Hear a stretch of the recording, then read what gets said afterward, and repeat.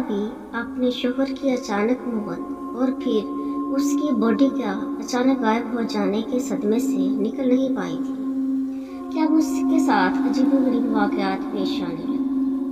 कभी उसे महसूस होता कि जैसे कोई सरगोशी में उसे कुछ बताना चाह रहा है या उसे मुतवज्जो करने की कोशिश कर रहा है।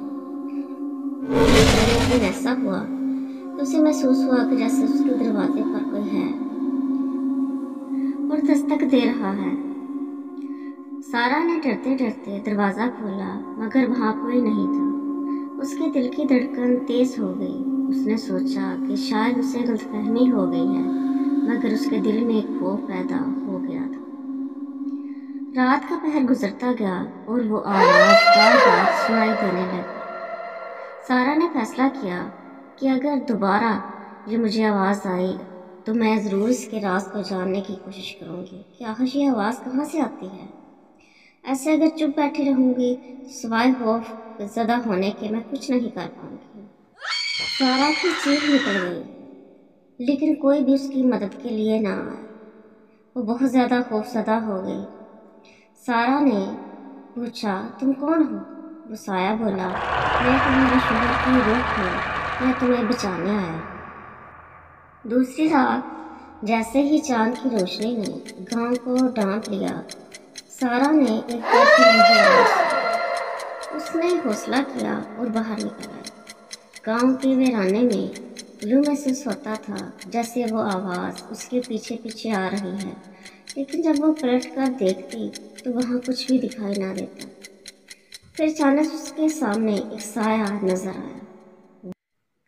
सारा की आंखों में आंसू आ गए और कहा, मगर तुम तो मर चुके हो। साया मुस्कुराया, मरने के बाद भी मोहब्बत कभी ख़त्म नहीं होती, मगर आज आने का मकसद ये है कि तुम्हारे गांव में एक खतरा है, तुम्हें उसका बहुत बहादुरी के साथ सामना करना होगा।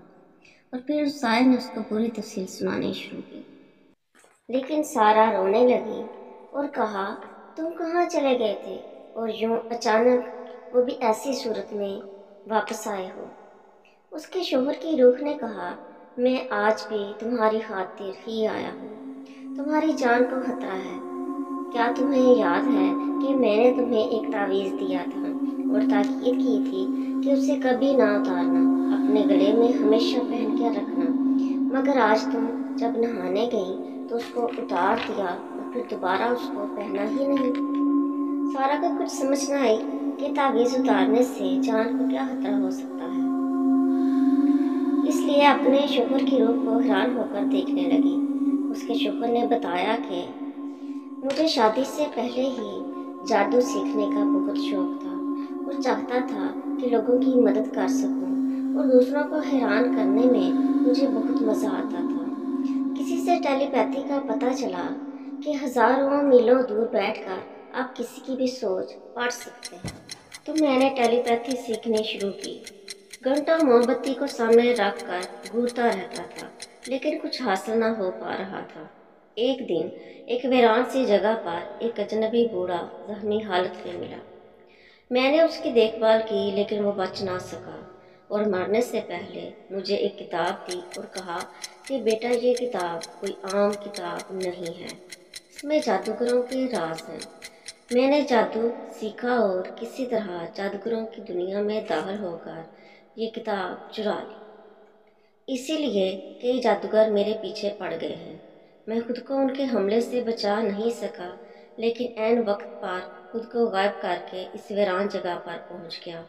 अगर ये किताब सलामत रही तो जिन्नात तमाम इंसानों की रूहों को अपने कब्जे में ले लेंगे और फिर उनकी हुकूमत होगी दुनिया पर। इंसान ख़त्म हो जाएंगे, मगर बेटा